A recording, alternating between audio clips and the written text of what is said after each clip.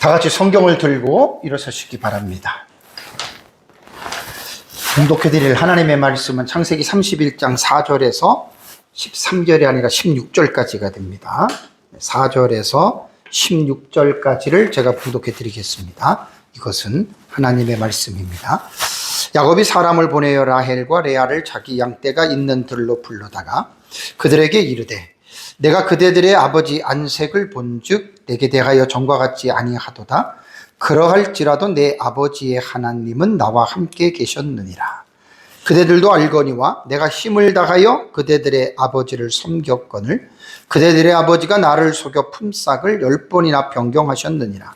그러나 하나님이 그를 막으사 나를 해치지 못하게 하셨으며 그가 이르기를 점 있는 것이 내 삭시 되리라 하면 온 양떼가 낳은 것이 점 있는 것이요 또 얼룩무늬 있는 것이 내 삭시 되리라 하면 온 양떼가 낳은 것이 얼룩무늬 있는 것이니 하나님이 이같이 그대들의 아버지의 가축을 빼앗아 내게 주셨느니라. 그 양떼가 새끼 뵐 때에 내가 꿈에 눈을 들어보니 양떼를 탄 숫양은 다 얼룩무늬 있는 것과 점 있는 것과 아롱진 것이었더라. 꿈에 하나님의 사자가 내게 말씀하시기를 야곱아 하기로 내가 대답하기를 여기 있나이다 하며 이르시되 내 눈을 들어보라. 양떼를 탄 숫양은 다 얼룩무늬 있는 것, 점 있는 것, 아롱진 것이니라. 라반이 내게 행한 모든 것을 내가 보았노라. 나는 베델의 하나님이라. 내가 거기서 기둥에 기름을 붓고 거기서 내게 서원하였으니 지금 일어나 이곳을 떠나 내 출생지로 돌아가라 하셨느니라. 라헬과 레아가 그에게 대답하여 이르되 우리가 우리 아버지 집에서 무슨 분깃이나 유산이 있으리요. 아버지가 우리를 팔고 우리의 돈을 다 먹어버렸으니 아버지가 우리를 외국인처럼 여기는 것이 아닌가. 하나님이 우리 아버지에게서 취하여 가신 재물은 우리와 우리 자식의 것이니 이제 하나님이 당신에게 이르신 일을 다 준행하라. 아멘. 네, 앉으시기 바랍니다. 오전 예배 시간에는 야곱이 하란을 떠나 귀향하게 된 배경에 대해서 말씀을 드렸습니다. 하나님이 나타나심이죠. 하나님이 나타나시기 이전에 라반의 아들들과 라반의 극도의 긴장이 이제 이루어졌던 그 상황을 우리는 보았고요. 그럴 때 하나님께서는 야곱의 삶을 개입하시고 또 야곱이 앞으로 어떻게 해야 될 것에 대해서 하나님께서 이제 말씀을 하셔서 야곱이 이제 그 가나안을 향하여 가게 되는. 그래서 이 말씀을 통해서 제가 말씀을 드리고 싶은 거는 우리가 세상을 살아가면서 어떤 중대한 기로에 놓일 때가 있습니다. 어떡하지? 해야 되냐 마야 되냐.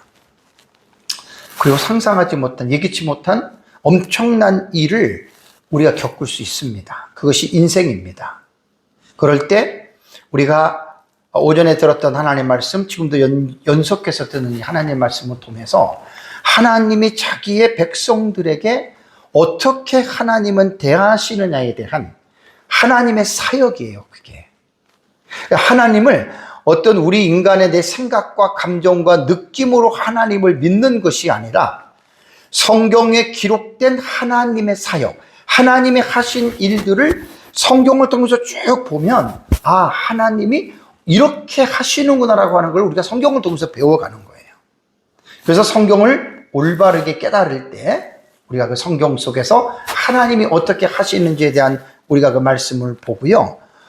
그러고 나서 이제 우리가 이 땅을 살아가면서 하나님을 믿는다라고 하는 그 믿음 자체가 우리가 하나님을 신뢰하면서 오전에 말씀드린 대로 언약 관계예요. 언약은 하나님이 주관적으로 나타나서 상황에 따라서 하나님이 언약을 세우는 게 아니고 그런 것들은 신비주의자들이 주관적인 경험을 만들어내서 자기가 소설을 써서 하는 게 그게 신비주의 신앙이고 개혁신학은 철저하게 성경 66권의 하나님의 계시 말씀에 우리는 기초합니다.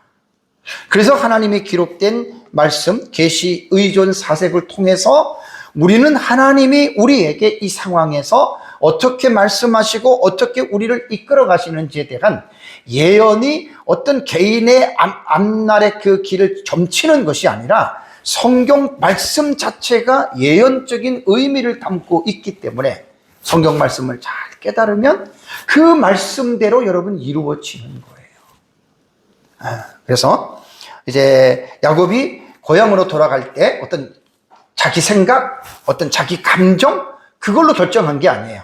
반드시 앞서 행하신 하나님이 나타나셔서 하나님이 야곱에게 말씀하시는 게 그게 이제 3절의 말씀입니다. 그래서 돌아가라라고 하는 명령어로 그것이 쓰여졌고요. 야곱은 그 하나님의 명령의 말씀을 듣고 즉각적으로 이제 순종을 하는데, 오늘 4절에서 이제 13절의 내용은 야곱이 두 아내를 불러서 자초지정, 일의 처음과 끝, 전부는 아니지만 중요한 일들을 설명을 합니다. 그리고 이제 14절과 16절에는 야곱의 말이 정말 진실했습니다.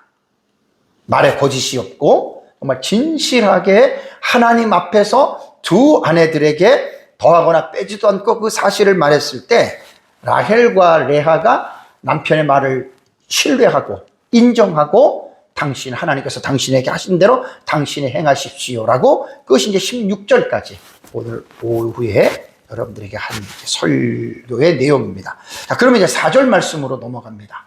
야곱이 사람을 보냅니다. 왜 보냅니까? 라헬과 레아를 자기 양떼가 있는 들로 불러다가라는 말이 있죠. 그죠? 4절은 두 동사가 연속적으로 문장 앞에 배치돼요. 맨 처음에 나타난 것이 뭐냐면은 이게 와이슬라흐라고 하는 말, 그가 보냈다는 말입니다. 그러니까 야곱이 보낸 겁니다. 주어가 이제 뒤에 나오잖아요. 동사, 그다음에 주어가 나오고 또 동사가 연속해서 나와요. 와이크라라고 하는 말은 카라라고 하는 부르다라고 하는 말이거든요. 그러니까 우리가 이제 성경을 통해서 보면은 이게 동일하게 이거는 말씀 안 드려도 바브개속법이에요. 바브개속법 할 미완료니까 이미 보냈고 불렀다, 과거 완료형, 서사적으로는 이미 완성됐다라고 하는 그런 말이거든요.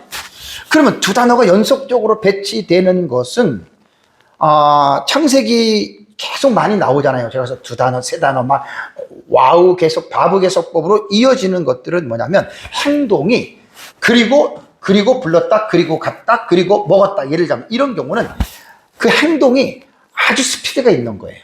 즉각적이고 그 다음에 결단력이 있는 행동을 표현할 때 이렇게 바브개속법으로 이렇게 동사들이 연결되는 것들을 여러분 보게 됩니다.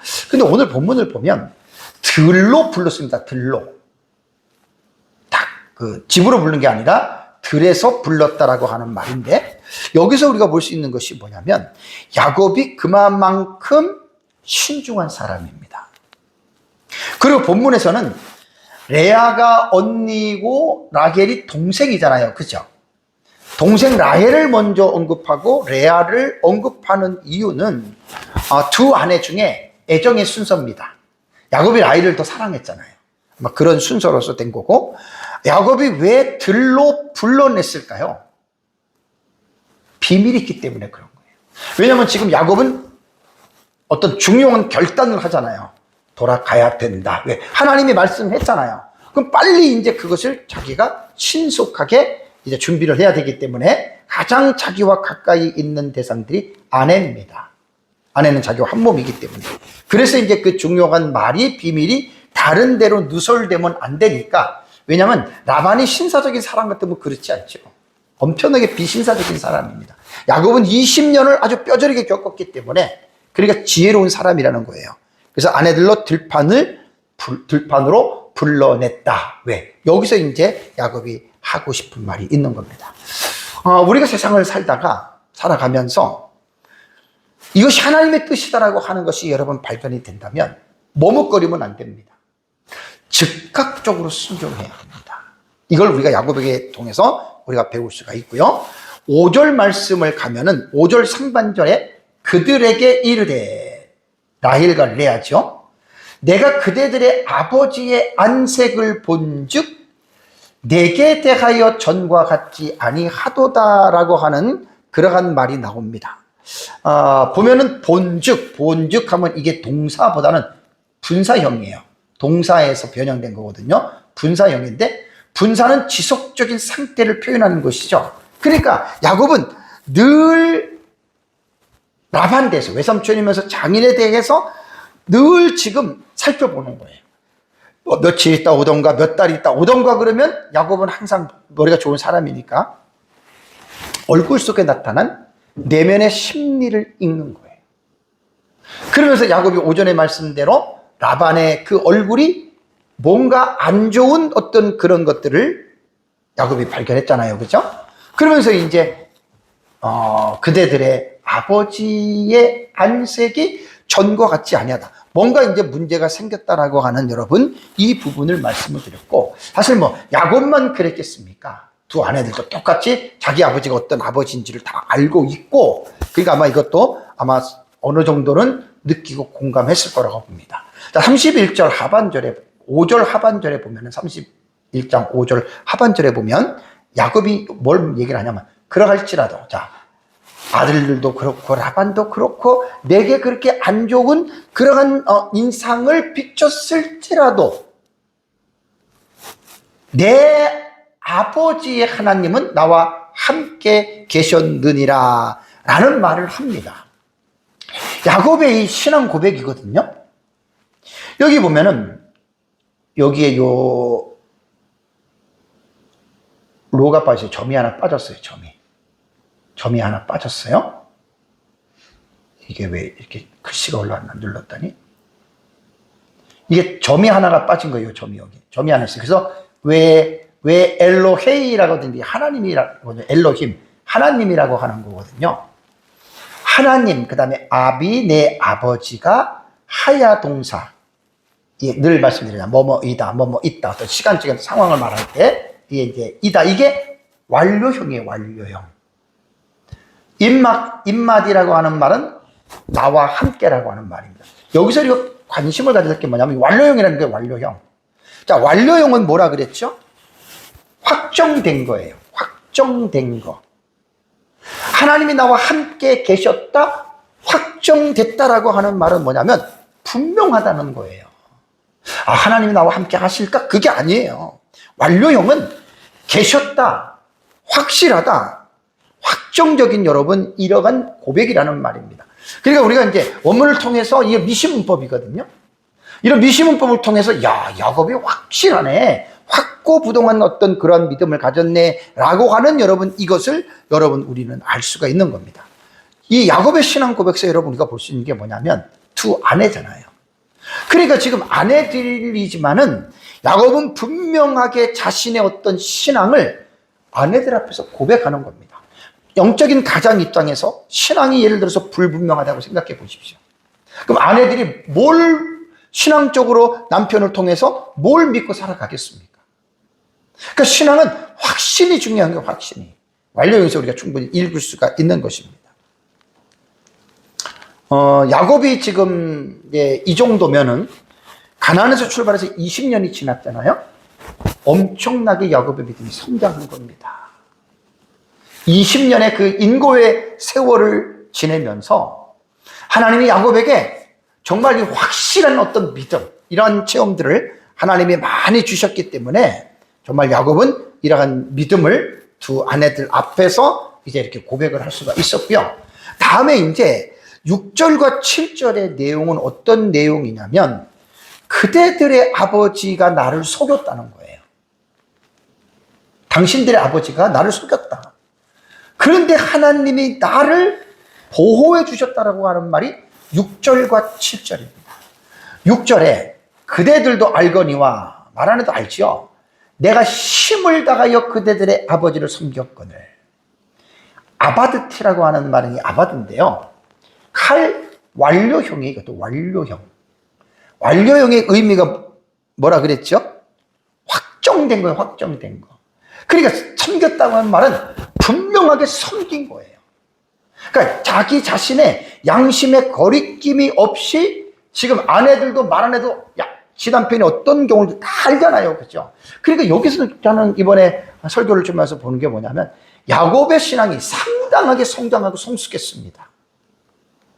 가나안에서 하란을 오기 전에는 엄마랑 거짓말을 공모해서 아버지를 속이고 형을 장자권에 대한 유도를 통해 가지고 빼앗았던 어떤 그러한 야곱이었는데 상당히 야곱은 20년의 세월이 지나고 난 다음에 믿음의 성장과 성숙이 엄청나게 올라간 거예요. 그러니까 지난주도 말씀을 드렸지만 야곱이 라반에게 봉사할 때 낮에나 밤에나 더위나 추위를 무릅쓰고 정말 그 삼촌을 위해서, 장인을 위해서, 왜? 아내 때문입니다. 아내 때문에.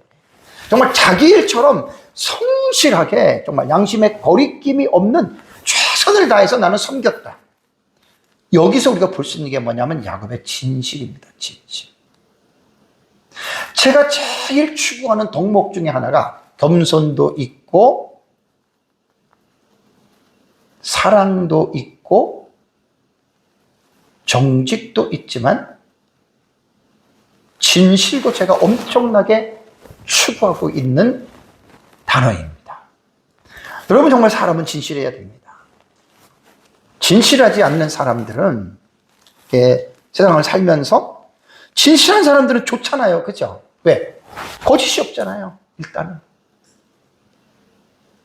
외식이 없잖아요. 근데 진실하지 않는 사람은 외식이 있고 거짓이 있어요. 죽을 때까지 우리는 그런 것과 싸우는 거예요. 그런 거. 상당히 20년이 지난 다음에 야곱은 정말 진실한 사람이 됐어요. 점점 더 그 신앙이 하나님을 만나면서 깊어지는. 네. 그 다음에 7절 말씀을 보면 7절 상반절에 그대들의 아버지가 나를 속였다? 품삯을 10번이나 변경했다라는 말입니다. 여기에서 동사가 속이다라고 하는 말의 헤텔과 변경했다라고 하는 말은 왜 엘리프라고 하는 여러분 이 단어는 동사거든요. 이게 똑같아요. 히필 완료형이에요. 히필은 사역형, 시키는 거죠. 능동태면서 완료형이에요. 자, 또 지금 완료형을 강조하지요. 완료형은 뭐냐? 확정된 거예요. 그대들의 아버지가 나를 속였어. 확실하게 속였다는 거예요. 그리고 품삯을 10번이나 변경했어. 바꿨어. 이게 완료형에서 여러분 우리가 읽는 거예요. 그래서 수치까지 말하잖아요. 10번. 모님 아세레트라고 하는 여러분 이 단어가 아세레트라고 하는 말, 여러분 이게 10이라는 거거든요. 10. 10번. 10번을 속였다. 이 숫자 10이라는 말은요, 셀 수 없이 많다 혹은 기회가 있으면이라는 관용적인 표현이에요. 꼭 10번이 아니라 많이 그랬다는 거죠. 그래서 양이 1년에 2번 새끼를 낳아요. 양이 6년 기간이면은 실제적으로 10번을 품삯을 변경했다? 충분히 맞잖아요. 그죠? 1년에 2번 시키니까. 6년이면 12번 아닙니까? 여기서 우리가 오해하면 안 됩니다. 야곱이 지금 두 아내 앞에서 그녀들의 아버지를 흉보려고 한 게 아니에요. 왜? 진실한 사람들은 그렇게 행하지 않습니다. 라반 같은 비진실한 사람은 어떤 사위라던가 또 조카에 대해서 함부로 대하지만 진실한 사람은 여러분 그렇게 하지 않습니다. 그래서 여러분 진실한 사람이 진짜로 좋은 거예요. 사람 관계에 보시면은 정말 진실한 사람이 최고예요. 야곱은 지금 아버지를 흉보려고 한 게 아니에요. 아내들 앞에서 사실대로 지금 말을 한 겁니다. 말은 해도 아내들은 다 알고 있겠죠. 라반이 야곱과의 첫 번째 약속할 때 지난주 오전에 설교했잖아요. 그죠? 내 품삯을 정하자라고 말을 했을 때 그 품삯이 뭐였습니까? 14년은 내가 무료로 외삼촌한테 봉사했으니까 새끼들 중에서 아롱진 것이나 점 있는 것이나 검은 것들, 얼룩무늬 있는 것들, 그걸 내가 갖겠다. 충분히 여러분 그것은요 확률적으로 되게 낮은 거예요. 근데 딱 품삯을 정하고 나서 하나님이 기적적으로, 오늘 이제 본문에도 나오지만 하나님께서 그렇게 야곱에게 복을 주니까 라반이 올 때마다 보니까 자기가 생각하지 않았던 일들이 막 벌어지는 거예요. 확률적으로는 얼마 나오지 않는 아롱진 것들이나 색이 있는 것들이 아주 튼튼하게 건강한 것들이 그냥 거의 때를 이루니까, 그래서 야곱의 말 속에는 그대들의 아버지가 10번이나 속였다는 거예요, 자기를. 그리고 7절 말씀은 8절 말씀과 유기적으로 연결해서 읽어야 됩니다.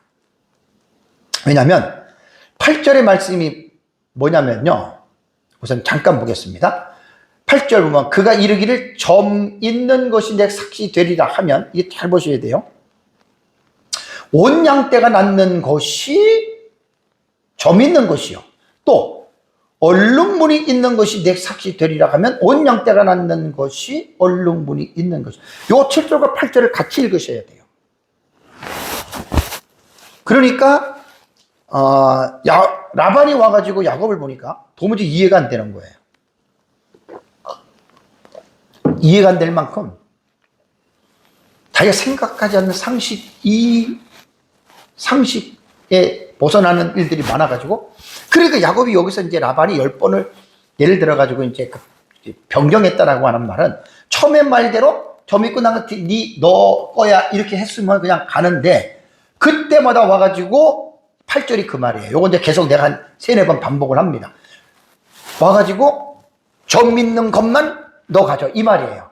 그건 뭐 아롱진 것이라든가 검은 것들은 그건 안 돼, 이렇게 한 거예요. 그 점 있는 것이 삭제되면 들으면 완전히 그냥 온 땅이 점 있는 곳에서 양떼가 낳는 거예요. 딱 와서 보니까 엄청나. 그러니까 야, 이번에는 점 있는 거 말고 얼룩무늬만 너 가져, 이렇게 돼버린 거예요. 그 얼룩무늬가 내 삭시되리라면 완전히 또 얼룩무늬가 되는 거예요. 자, 먼저 이걸 이해하시면 됩니다. 8절을 이렇게 연결해서 10번이나 번역했다라고 하는 말은 요것을 가지고 지금 이해해야 되고, 31장 7절 하반절을 다시 한번 말씀을 드릴게요. 하반절에 그러나 하나님이 그를 막으사 나를 해치지 못하게 하셨으며 라고 하는 말을 합니다. 야곱이 한두 번이 아니라 10번이나 변경했습니다. 아주 라반의 변덕스러운 기질과 진실하지 못한 그의 인격이 그때마다 자기의 생각과 기분대로 일방적으로 야곱을 휘어잡고 심지어는 해를 끼치려고까지 했다는 거예요. 근데 야곱의 말이 거짓이 아닙니다. 하나님이 그대들의 아버지를 막아서 나를 해치지 못하게 했다라고 이렇게 말을 합니다. 왜 하나님이 도우시죠? 왜 하나님이 야곱에게 나타나서 이렇게 도와주시죠? 5절에 말씀드렸잖아요. 언약 때문입니다. 야곱이 잘나고, 야곱이 뭐 노력을 해서, 야곱이 뭐 의로워서? 아닙니다. 우리가 창세기 12장부터 아브라함의 서사를 언약신학적인 관점으로 볼 때는 인간의 행위로 하나님을 의롭게 하는 것도 아니고, 인간의 행위 때문에 하나님이 그를 도와주는 것도 아니에요. 아브라함 언약이 일방적인 언약이고, 하나님이 아브라함의 의사도 묻지 않고 내가 너에게 이렇게 해주겠다고 약속한 일방적인 언약은 아브라함의 행위가 어떤 것인지 상관이 없어요. 하나님은 그 언약을 분명하게 이루어 나가시기 때문에 하나님이 야곱에게 언약 때문에 이렇게 하셨다. 오늘날 우리도 마찬가지입니다. 그러니 다시 8절로 들어갑니다. 이게 도대체 이해가 돼요? 어떻게 보면 오늘 우선 이제 8절의 내용 그렇습니다. 그가 이르기를, 이게 그가 누군지 아세요? 라반이에요, 라반. 7절에서 말한 그대들의 아버지, 요 주어는 라반을 말을 합니다. 라반이 말을 한 거예요, 이게. 야곱이 말했거나 하나님이 말한 게 아니라 라반이 말한 거예요. 점 있는 것이 내 삭시되라, 완전히 점이 되는 거예요. 그럼 여러분, 우리가 이걸 보면 어떤 생각이 들죠? 무슨 라반이 신통한 능력이 있을까? 그런 뜻이 아니에요, 이거는. 라반은 사실 가장 확률이 적은 것을 말을 했는데, 그게 안 나타나야 되는데, 여기에서 우리가 8절에서 볼 수 있는 게 뭐냐면요, 여러분. 하나님의 기적으로 우리는 이 본문을 풀어야 됩니다. 그러니까, 라반은 이게 아닐 텐데, 이제 다음에 와보면, 그게 완전히 다 그렇게 돼버린 거예요. 그래서 이거는 야, 하나님이 라반의 말을 들어주셨네? 그게 아니에요, 여러분. 라반의 말을 들어주신 게 아니에요. 그래서 창세기 여러분 지금 31장 8절의 본문은 30장 37절과 여기 보세요. 지난 주에 본 거예요. 오후 예배 때 30장 37절과 43절의 문맥과 함께 여러분 읽어야 돼요. 제가 지난주 이 부분의 말씀을 드렸잖아요. 그러니까 본문의 8절의 내용은 창세기 30장입니다. 30장 32절부터 43절의 문맥과 연관되어지는 여러분 아주 여러분 이게 중요한 내용인데요. 자, 창세기 30장에서 30절 43절의 문맥이 뭐죠? 야곱이 새 나무의 껍질을 뺏겨다가 짐승이 교미할 때 사용했던 방식이잖아요. 그죠? 그리고 그 앞에서 새끼를 가진 그 양과 염소들이 정말로 아롱진 것들로 이렇게 여러분 태어났잖아요. 그죠? 그러니까 지금 이게 뭐냐면 30장에 야곱이 새 나무가지를 갖다가 껍질을 벗겨가지고 했던 것들은 31장의 8절에 나타난 라반이 이렇게 말을 했는데 라반의 말대로 지금 계속 아롱진 거 얼룩진 거 라반이 정하는 대로 태어나는 거예요. 자, 여기서 우리가 볼 게 뭐냐면 하나님의 기적적인 은혜라고 하는 섭리를 우리는 여기서는 부정하면 안 됩니다. 지난주에 제가 멘델의 유전 법칙에 대해서 말씀을 드렸죠. 우성과 열성의 유전인자가 있어요.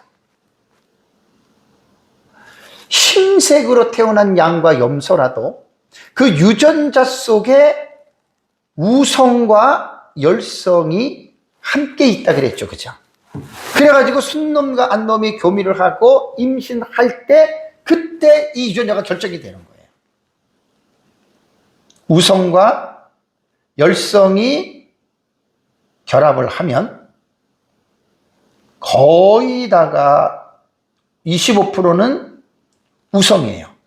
예를 들면 흰색 양이다 그러면 25%는 다 흰색 양으로 태어나고 거기서 흰색 양으로 태어나도 요 열성인자를 갖고 있는 양이 있어요. 실제적으로 여기에서 이제 그 열성인 요 인자를 갖고 있는 것들이 한 25% 정도 된다 그랬죠. 그죠? 25% 정도는 다음에 교미할 때 거기에서 정전한 난자가 양들이 만날 때 요 열성이 들어가 버리면 거기서 이제 얼룩인자가 태어나는 겁니다. 자, 그렇다면 지난주에는 그 유전, 멘델의 유전의 법칙으로 충분히 이 사실을 여러분 우리가 말씀을 드릴 수가 있습니다. 멘델의 유전 법칙은 제가 말한 대로 이거 말하는 거예요. 지금 수권 유전자, 우성, 열성. 우성은 순수 흰색 이렇게 나온다. 얼룩무늬 이렇게 지금 나오는 겁니다. 근데 사실 이 31장 8절의 말씀은요. 31장 8절의 말씀은 이건 자연 법칙이잖아요. 하나님이 양과 염소를 만들 때 유전인자를 그렇게 배열하신 거예요. 그렇게 하나님이 주신 거예요. 그래가지고 그 유전인자끼리 서로가 교미할 때 연결돼가지고 우성이냐 열성이냐 우성과 열성이냐 이렇게 해가지고 새끼들이 태어나는데 31장 8절 말씀 이번에 설교를 준비하면서 보니까 자연 법칙을 초월한 걸로 봐야 돼요. 자연 법칙을. 물론 하나님께서 그 모든 것들이 열성과 열성끼리 합해서 그냥 얼룩무늬 점있는 것이 태어날지 몰라도 제가 볼 때는 그 상황은 그게 아니에요.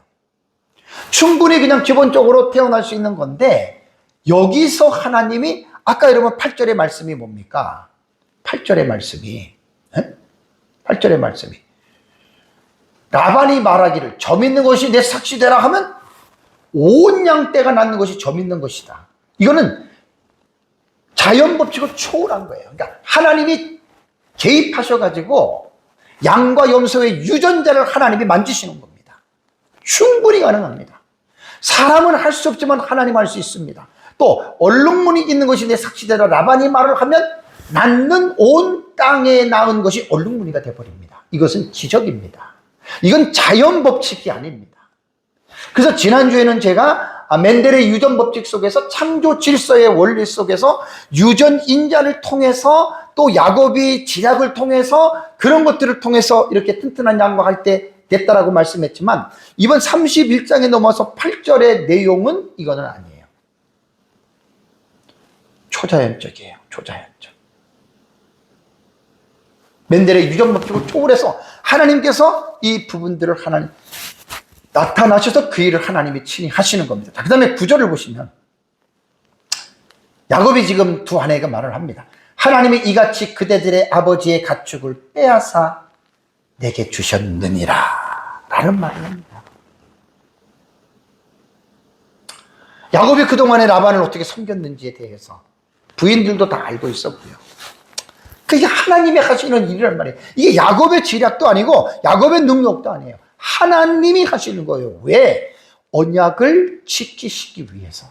그래서 우리가 지금 창세기 12장부터 언약을 제가 많이 강조하는 이유가 뭐냐면 여러분, 우리는 하나님과의 관계가 언약 관계예요.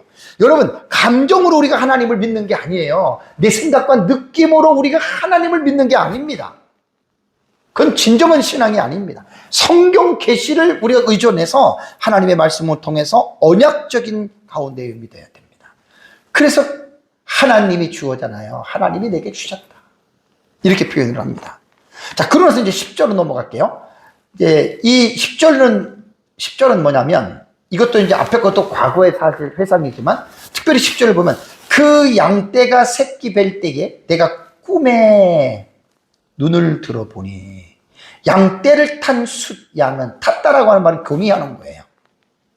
다 얼룩무늬 있는 것과 점 있는 것과 아롱진 것이었더라라고 하는 말이 나옵니다.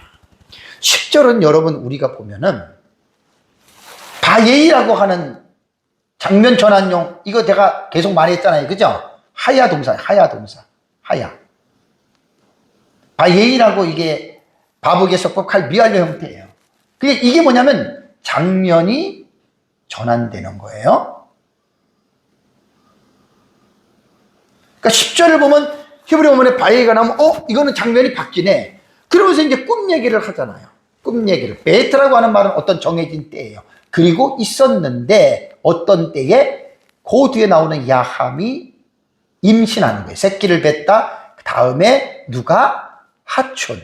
양이. 그러니까 양이 새끼를 뵐 때에 그 시점을 10절은 분명하게 지금 말을 하고요. 그 다음에 야함이라고 하는 여러분 이게 뭐냐면 PL 부정사 연계형인데 강조형이에요. 그러니까 10절에서는 뭘 지금 10절 문장에서는 강조를 하냐면 새끼를 뵐 때, 이걸 지금 강조하는 거예요. 새끼를 뵐 때.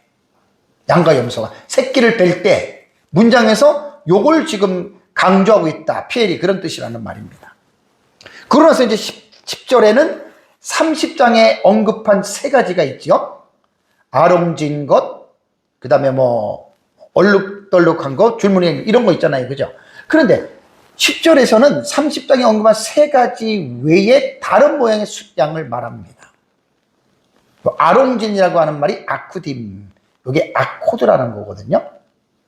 요거는 나코드고 요거는 아코드. 달라요. 그래서 30장에 언급된 아롱진 것 나코드는 얼룩덜룩한 반점이 있는 거지만 31장에 지금 언급한 이거 야코드예요. 야하고 나가 달라요. 야코드는 줄무늬가 있는 이것 하나가 더 포함이 됩니다. 그러고 나서 이제 31장 11절을 보면은 꿈 얘기를 합니다. 꿈 얘기. 하나님의 사자가 나오죠. 그 다음에 내게 말씀하시기를 하고 야곱아 내가 대답하기를 여기 있나이다 라는 말을 합니다. 이건 이제 30절을 다시 좀 더 해야 되겠다. 30절. 여기 보면은 내가 꿈에 여기 눈을 들어 보니 들어서 본다. 요것도 여러분 동사잖아요. 그죠? 들어서 보니. 요 동사가 뭐냐면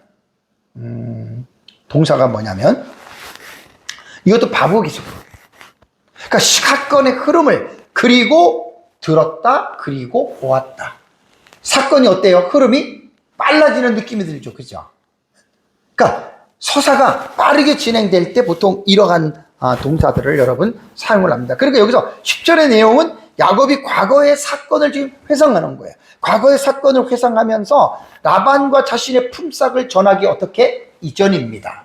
요 꿈을 보고서 야곱이 라반과의 지난주 말씀드린 대로 거래를 한 겁니다. 그래서 꿈에 하나님의 사자가 나오는데 여기서 이제 중요한 게 뭐냐면 하나님의 사자는 누구일까?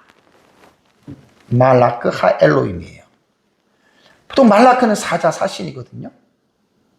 메시지를 전달하는 것, 어떤 특별한 임무를 수행하는 것, 공적인 목적으로 파견자를 대표하는 것, 뭐 이걸 보통 이제 말라키라고 이야기를 하는데 이 말라크는요 인간 사자와 초자연적인 사자 둘입니다. 초자연적인 사자는 하늘의 존재죠. 보통 천사라고 얘기를 해요. 천사. 그리고 또 하나 초자연적인 존재에서 천사들이 있는가 하면 초자연적인 천사들 가운데에 그 구약 성경에 극히 소수지만 성자 하나님인 예수 그리스도께서 성육신 이전의 모습으로 나타난 하나님의 천사가 있어요. 그래서 본문에 보면은 하 엘로힘이라고 할 때 하라고 하는 정관사가 붙었어요. 왜 붙었겠어요? 정관사는 더잖아요. 딱 지목해 주잖아요.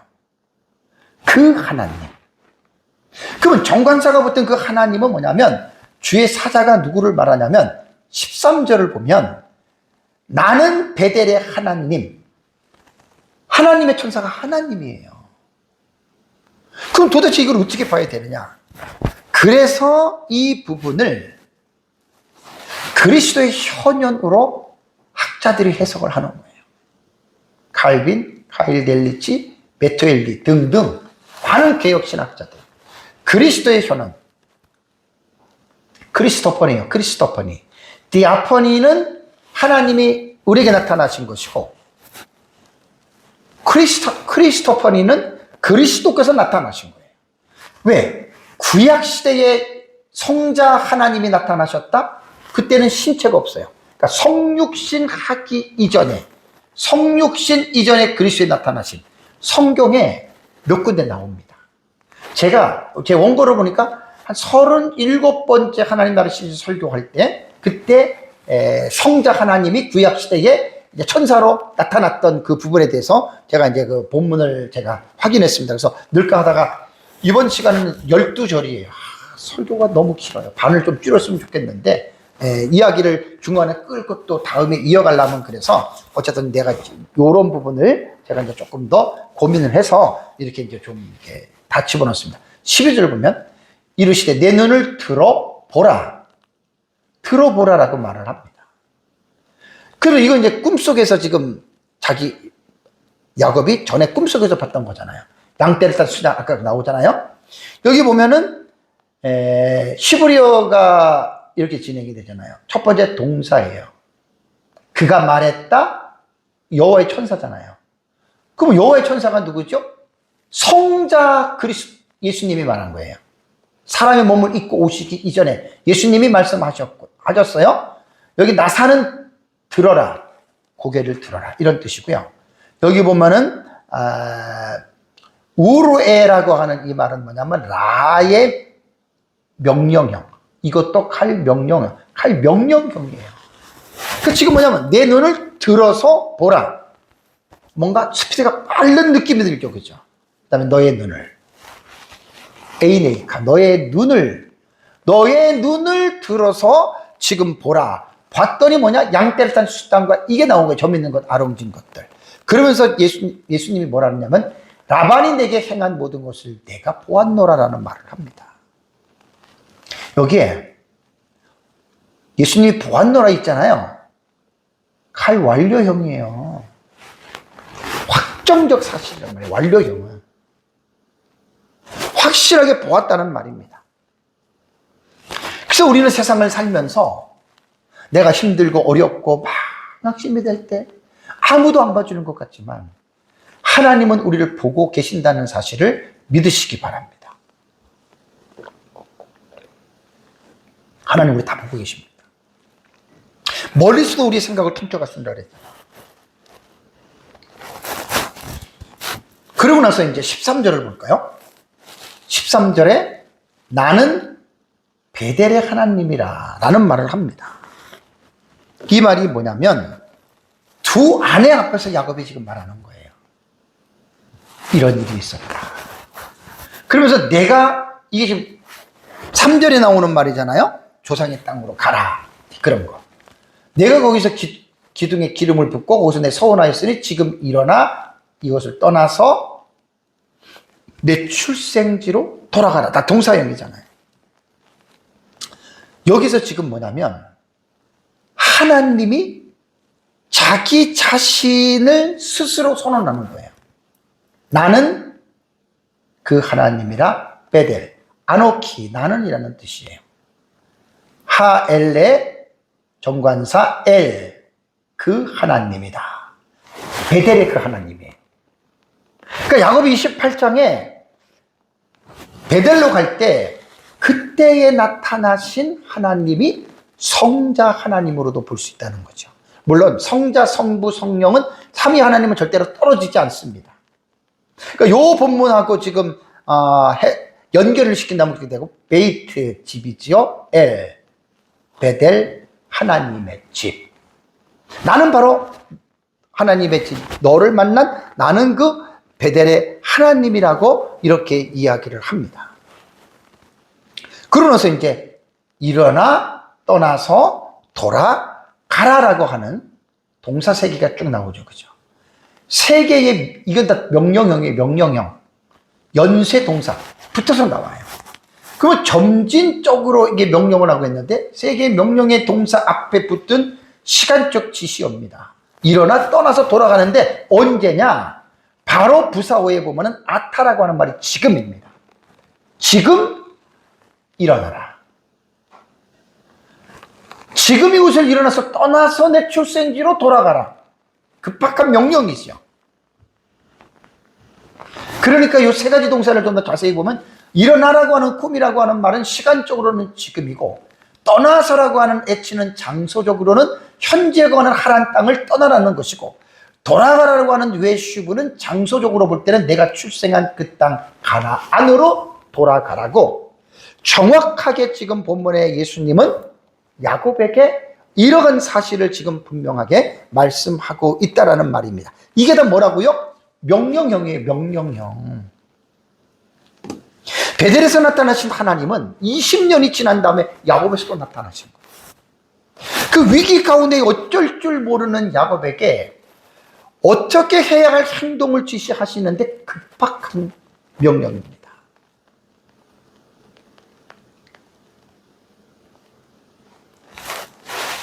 베델에서 28장 15절 기억나십니까?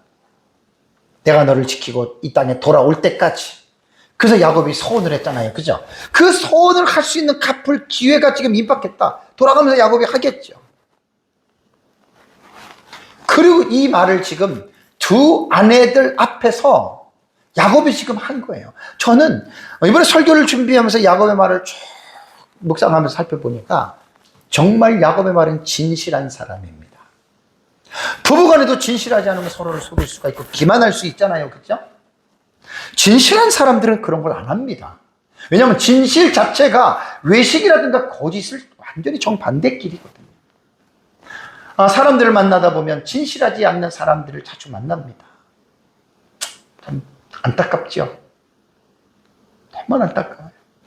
진실하지 않는 사람하고 어떻게 좋은 친구 관계가 형성이 되겠습니까? 안 됩니다. 절대로 안 됩니다. 만나가지고 밥이나 먹고 만나가지고 시시콜콜 얘기는 할 수 있어도 진실한 사람이 아니라면 내 마음속에 있는 아픔과 내 마음속에 있는 정말 중요한 것들을 그런 사람에게 끄집어낼 필요도 없어요. 끄집어내지 마세요. 진실하지 않는 사람들은 우리의 아픔과 연약함, 우리의 어떤 부족한 부분들을 끄집어내면 오히려 그런 사람들한테는 그것이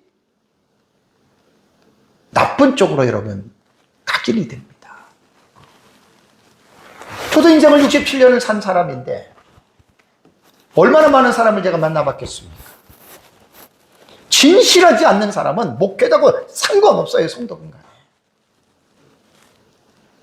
진실하지 않는 사람하고는 솔직한 얘기로 깊은 대화를 나눌 필요가 아예 없어요. 나누지들 마세요. 왜?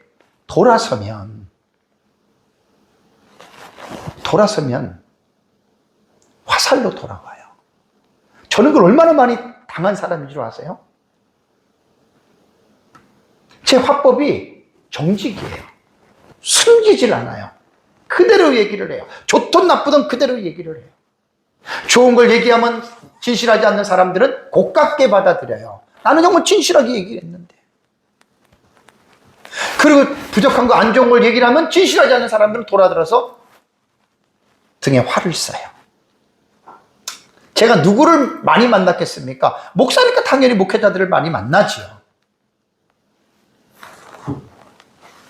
그래서 내 인생의 모토는 진실입니다. 내가 진실하다는 게 아니에요.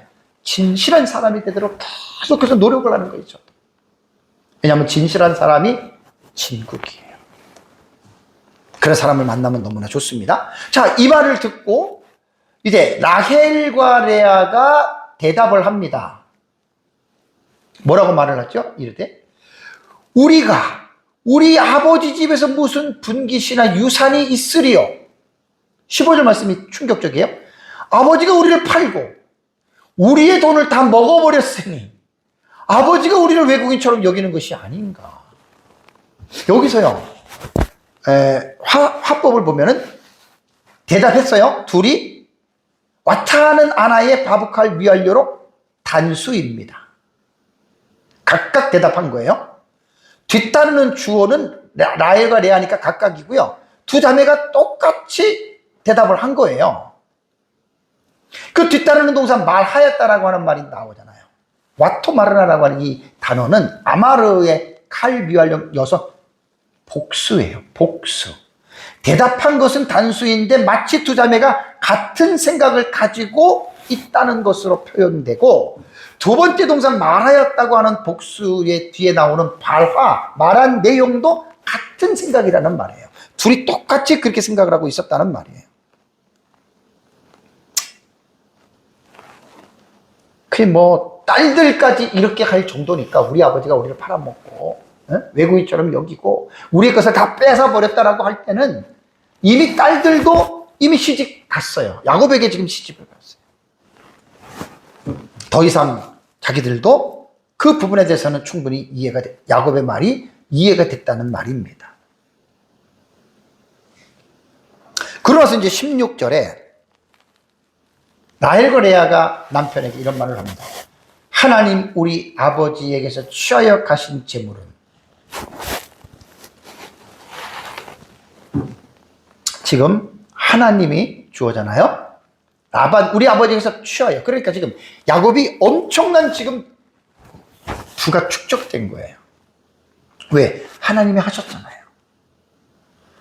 우리와 우리 자식의 것이니 이제 하나님이 당신에게 이르신 일을 다 준행하라라고 남편을 지지해 줍니다. 만약에 여기서 두 여자가 팔이 안으로 굽는다고, 왜 당신 우리 아버지한테 그래? 만약에 그랬다고 생각을 해 보십시오. 나 당신 안 따라갈 거야. 당신 혼자 가. 여러분 그럴 수 있어요. 그죠? 아내들이 그럴 수 있어요. 아브라함이 이삭의 며느리 아내감을 구할 때 늙은 종에게 무엇을 강조했습니까? 가서 여자가 마음에 들더라도 그 여자가 하나님이 주신 가나안 땅으로 돌아오지 않는다면, 여기서 살겠다고 안 하면 그냥 오라 그랬죠. 그죠? 라헬과 레아도 그럴 수 있을 거 아니에요. 그죠? 손이 안으로 굽는다고 자기 아버지인데. 당신 지금 우리 아버지 뭐 험담하는 거야? 이거 우리 아버지 거 아니야? 그럴 수도 있잖아요. 사실 여러분 이게 지금 단순한 문제가 아니에요. 당신 가라고 난 안 따라간다고. 그럴 수도 있잖아요.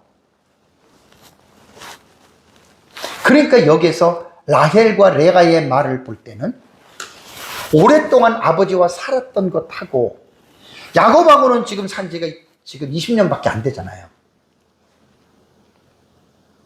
사실 결혼한 것으로 따지면은 7년 빼면 13년밖에 안 되는 거예요. 부부로 산 것은. 여기서 우리가 정말 비교할 수 있는 게 뭐냐면, 야곱의 삶이 더 진실한 삶을 살았다는 거예요. 아버지 라반보다.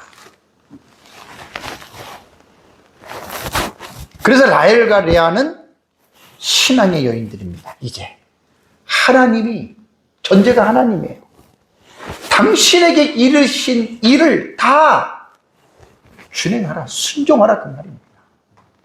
전적으로 야곱을 지금 이렇게 지지를 해 주었다라는 말입니다. 개혁신학자들의 주의에서 일치된 해석이 뭐냐면, 진정한 아내들은, 진정이 들어가잖아요. 진실. 결코 남편이 하나님께서 부르신 일을 하는데 방해가 되지 않는다. 명언입니다. 명언입니다. 가끔 가다가 사역자들이 하나님으로부터 사명을 받아서 사역을 하는데 사모가 그 일을 방해하는 사모, 아주 이거는 극소수지만 있어요. 그래서 그것 때문에 이혼한 목회자들도 있습니다. 그건 어쩔 수 없어요. 이혼해야지. 진정한 아내들은 결코 개인적인 일이 아니에요. 남편이 하나님께서 부르신 일을 하는데 방해가 되지 않는다라는 전제를 개혁신학자들이 이렇게 다룬 거예요.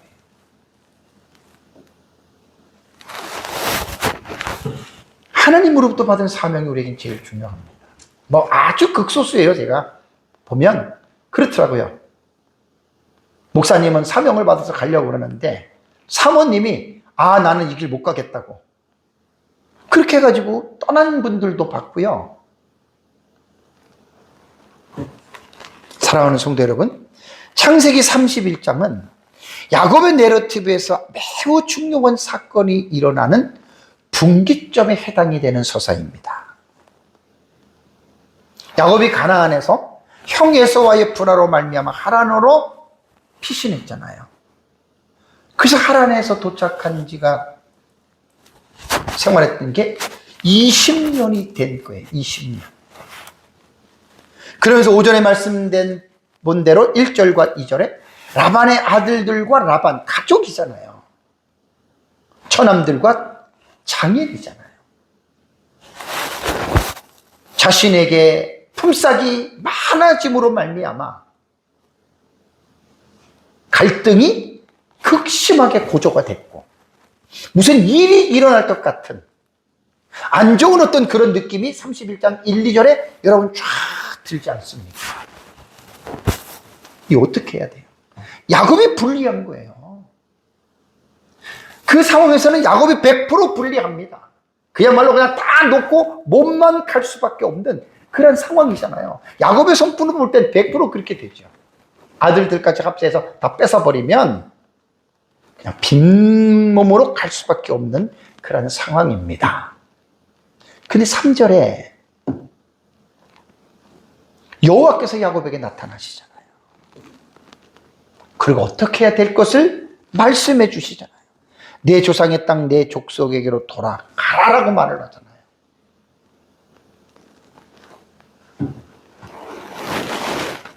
그래서 우리는 계속해서 지금 창세기 12장부터 언약에 대한 부분을 제가 말을 안 할래 안 할 수가 없어요. 왜 하나님이 그렇게 하시느냐? 왜 하나님이 야곱에게 눈을 떼지 못하고 왜 하나님이 야곱의 일거수일투족을 그렇게 관심을 갖고 그렇게 집중을 하느냐? 야곱이 문제가 있으면 하나님이 나타나셔가지고 그 문제를 왜 해결해 주시느냐? 언약 때문입니다. 언약.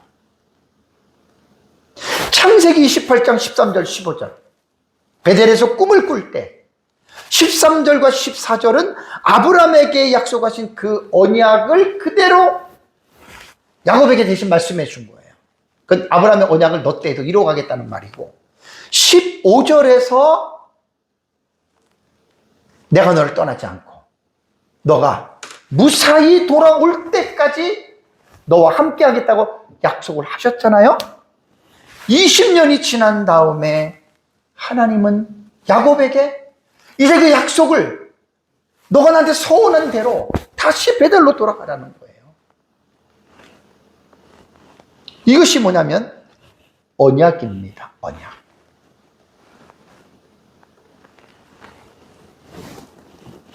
오전에는 제가 설교 말미에 한 20분 정도 하나님 나라의 관점과 사상으로 특히 창세기를 우리가 어떻게 읽어야 되느냐, 되게 중요한 내용이었어요.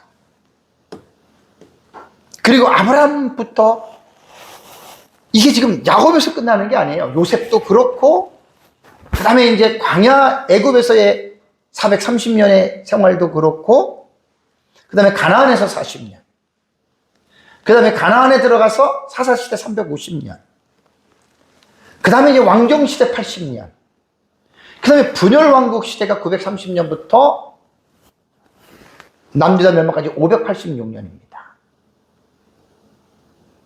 그때의 기간들을 여러분 한번 보십시오.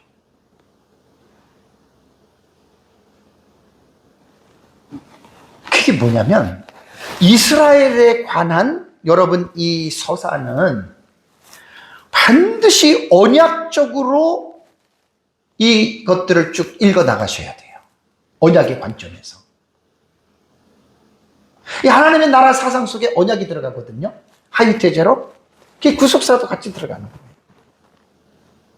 그러니까 우리가 구약 성경을 올바르게 이해를 하기 위해서는 언약의 관점으로 이 구약 성경을 안 보면 여러분 풀리지 않는 게 엄청나게 많습니다.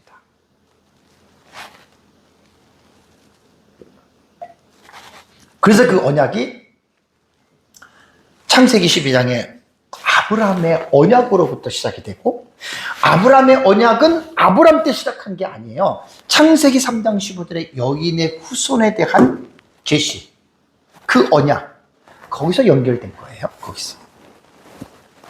그래서 저는 우리 그리스도인들의 신앙의 삶은 감정, 경험, 자기 생각, 그렇게 신앙의 기초를 쌓으면 다 신비주의로 빠집니다. 신비주의. 위험한 사람들이에요. 우리 신앙의 기초는 내 경험이나 생각이나 주관이 아닙니다. 하나님의 언약의 말씀인 성경입니다. 성경에 우리의 신앙의 기초를 깔아놓고, 그리고 그 성경을 언약으로 읽으세요. 약속의 관계로. 오전에도 제가 데살로니가전서 5장 16절, 17절, 18절에 세 가지, 항상 기뻐하라, 쉬지 말고 기도하라, 범사에 감사하라. 그게 뭐냐면 이는 너희를 향하신 하나님의 뜻이라 그랬잖아요. 데살로니가전서 3장 18절에 하나님의 뜻이 항상 기뻐하고 쉬지 말고 기도하고 범사에 감사하는 것이, 이것이 하나님이 우리를 향하신 뜻이에요. 이것은 하나님이 명령형으로 우리에게 말씀을 하셨어요. 오전에 말씀드렸죠. 누구를 위해서 순종해야 됩니까? 우리가 하나님의 말씀은 누구를 위해서 순종해야 되죠? 내가 순종한다고 하나님이 기뻐하니까 하나님을 위해서 순종하는 게 아니에요. 나 자신을 위해서 순종하는 거예요. 신명기에서 이스라엘아 오늘날 내 행복을 위하여 내게 명령하는 것이 아니냐. 하나님의 말씀은 나 자신의 행복과 직결된 거예요.